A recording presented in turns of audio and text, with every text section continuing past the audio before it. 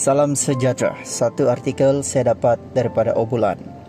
Dalam kurungan video, isteri Azlan Komeng, Nafih, bawa diri ke Siam selepas fail Faskah tengah sibuk jaga syurga.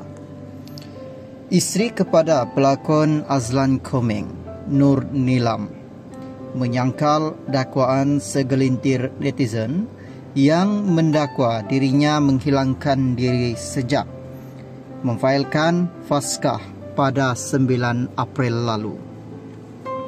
Balik Thailand juga syurga.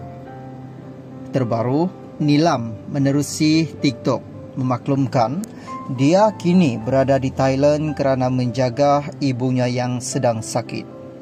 Akak ada je dekat sini dalam kurungan Thailand. Korang ada je tak bersedih pun tahu dah tengah sibuk jaga syurga dalam kurungan ibu. Berkongsi lanjut, Nilam memaklumkan mungkin akan berada di Thailand selama seminggu atau lebih bagi memantau kesihatan ibunya di sana.